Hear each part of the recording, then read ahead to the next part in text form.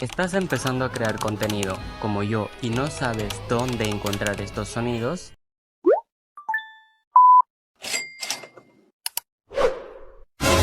Esto es demasiado fácil. Entras a CapCut, le picas a nuevo proyecto y eliges un fondo negro o cualquier otro video.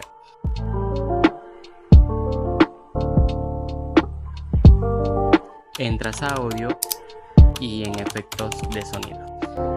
Ahí puedes encontrar los diferentes efectos de sonido para animar más tus ediciones. Bueno chicos, si el video les sirvió de algo, podrían apoyarme con un like para seguir trayendo contenido de este tipo.